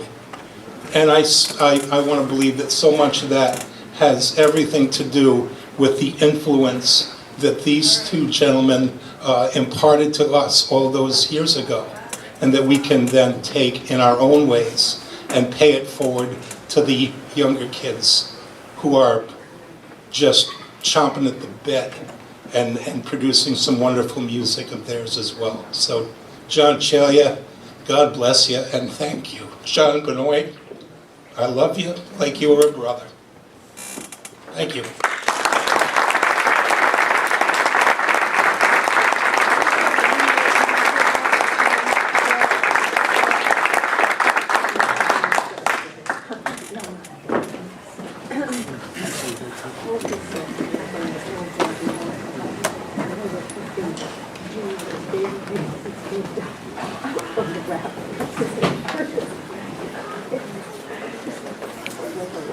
Good afternoon. My name is John Nichols. I'm the director and drum major. Hi, John. Hi, John. Hello. This is like a weird thing now, right? Thanks, Jay. Thank you.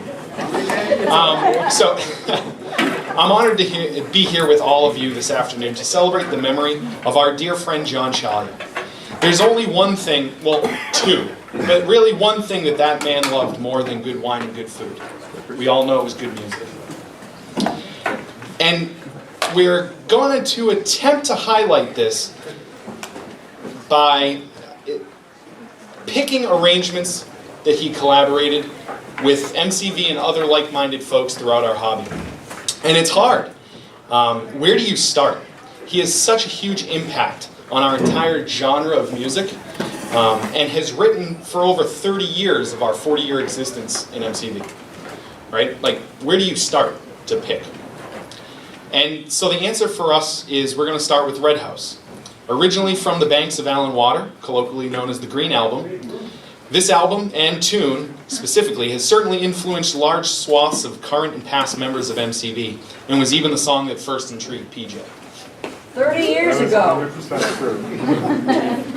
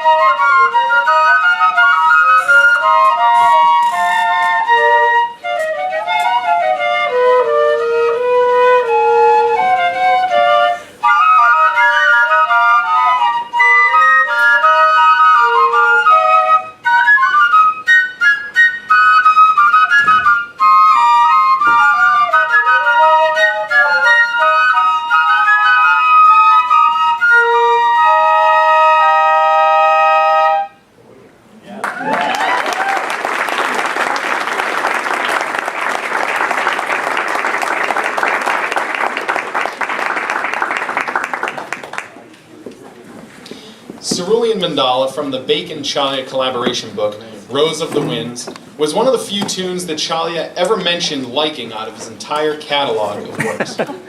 He loved to write and collaborate with like-minded musicians, and I had the privilege of really getting to know Ciaglia, and he was always so proud of his work with Greg.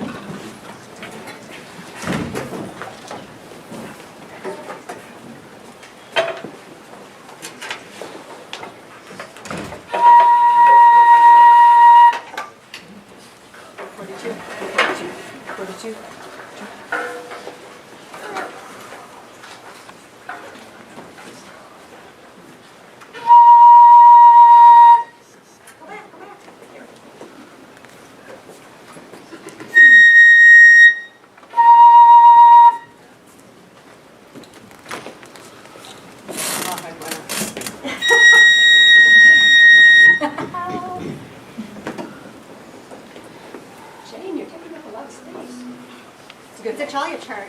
You don't have to walk down the music stands, is it really?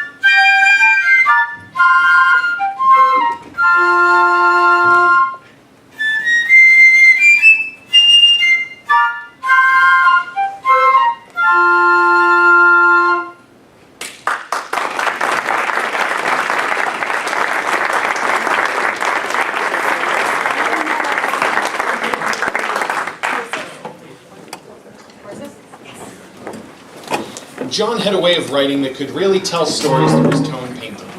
We wanted to choose a piece to highlight this remarkable talent and thought of Horses to America. It evokes the American West. Spaghetti westerns focused on melody strength, with the harmony being open and quite a bit lower than the melody for deep contrast. Ironically, most spaghetti westerns also included a soundtrack composed by an Italian dude. And spaghetti. Yes. Right now, the sketch where you can see me.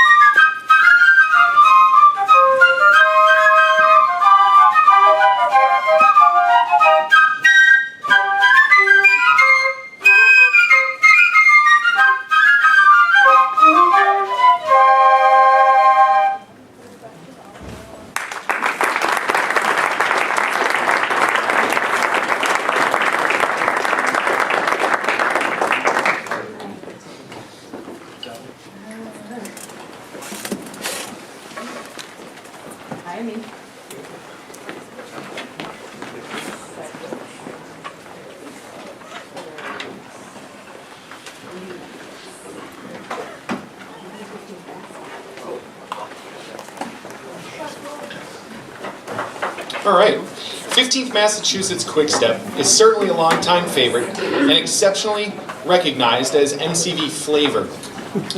John Ciaglia's arrangements, contributions, and even at times participation with MCV has had a profound impact on that sound that we love as MCV and what has become our roots as well as our iconic sound. Yep.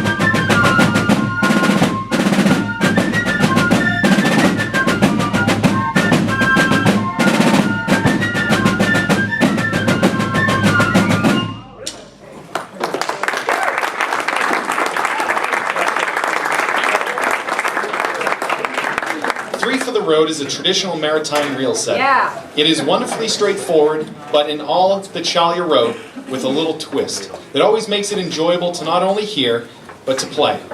Picking tunes for such a tribute is hard when the man had such a large impact on our niche hobby, but Three for the Road is such a classic John piece.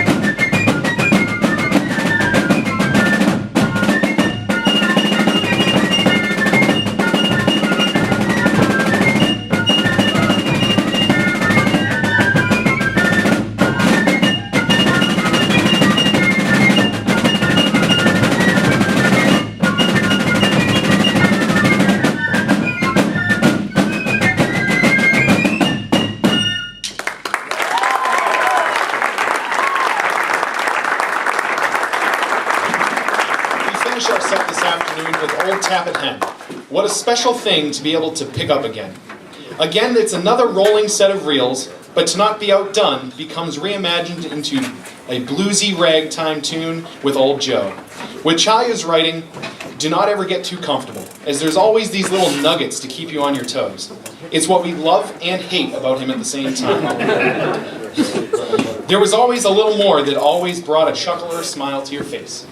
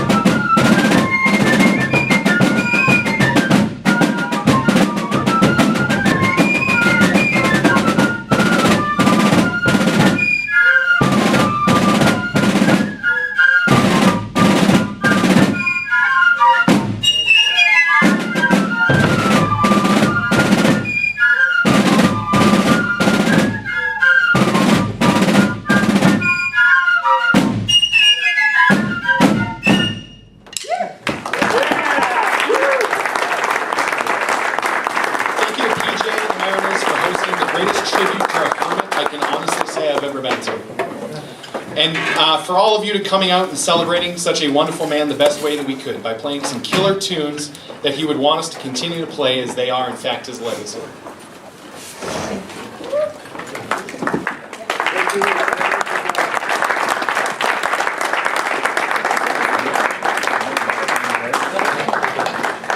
Ciaglia music.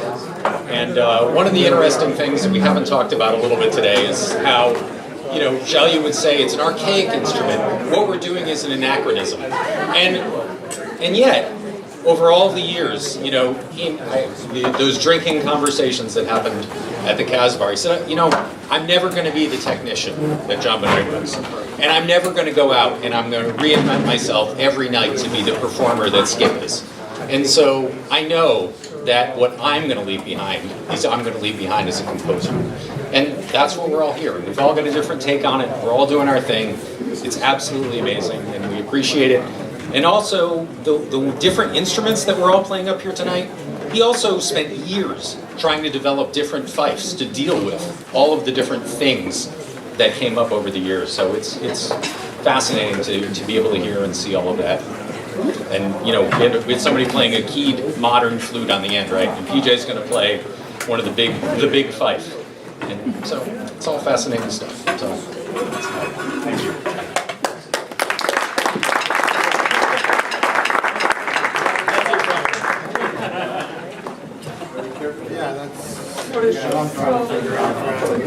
So we're organizing our performance sort of chronologically. Yes. Some of the old early 80s style, a lot of chromatic stuff in 14th Street, then moving on to sort of his mid-period and mid-90s when he arranged the Mariner Canon, great big red book. And as most of the Mariner medleys, we're going to first play 14th Street, then Lovely Nancy, a set that I believe he arranged for Deep River Juniors, long time ago. Is that right, Matt? Yeah.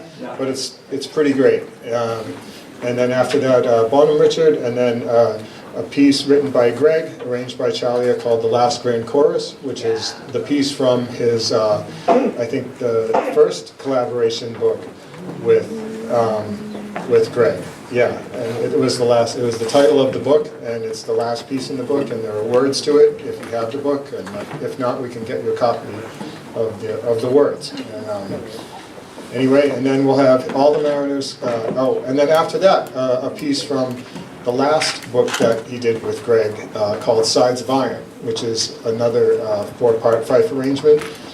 Pretty involved, and we had a blast learning this year. And I hope you enjoy it. And then afterwards, we're going to have all the Mariners come up and play our favorite set, the Whipple and Gasper. So, thank you.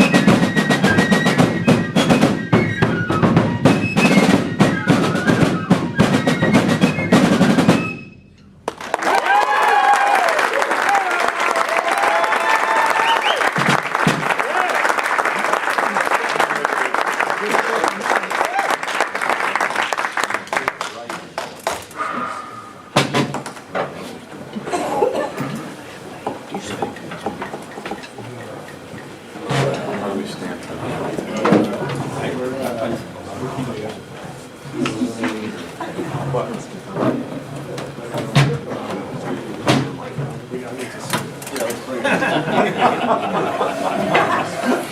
Got a long day.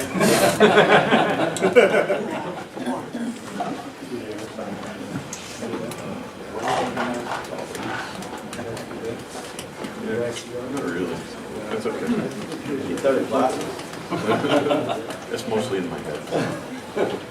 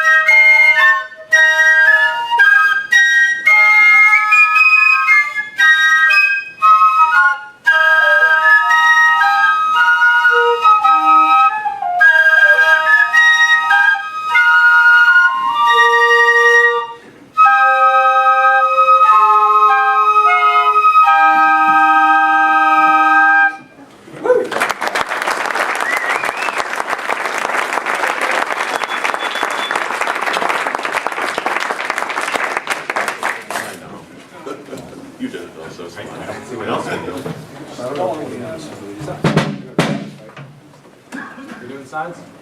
We are.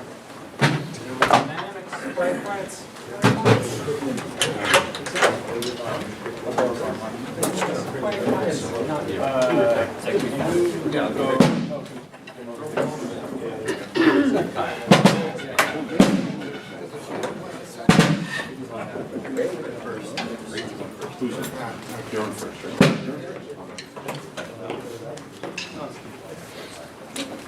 Good? Yep.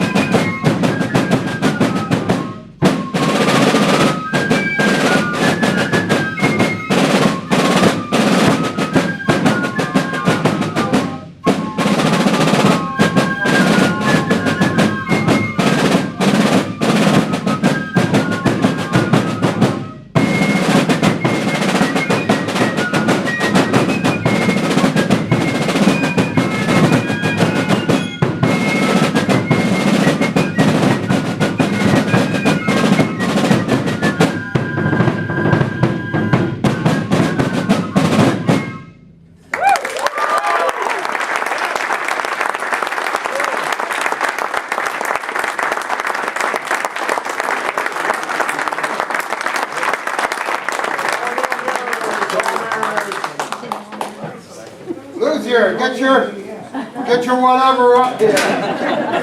Sizable Mark. I was going to say oversized horse, but. Now you got to move. You're in uniform. So? Well, I am cuter. Well, that's been for a long time.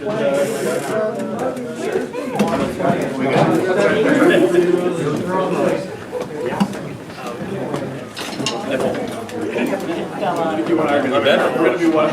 You better. You're done. Oh, wait.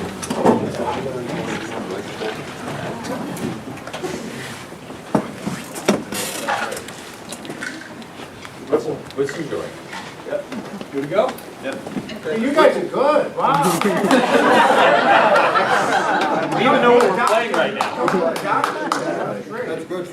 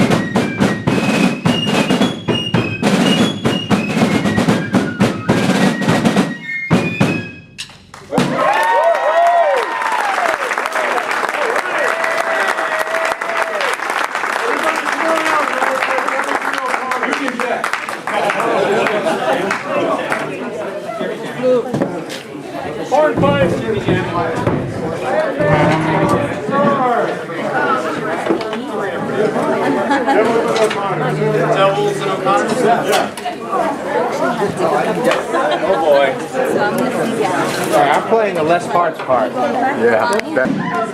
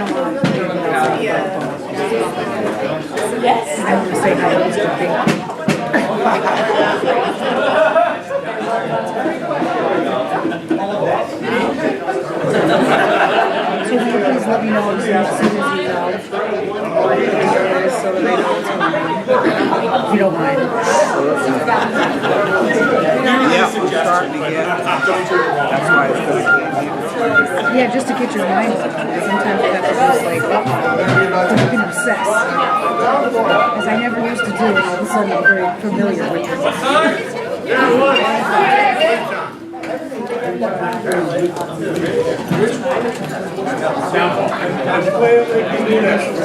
Downfall.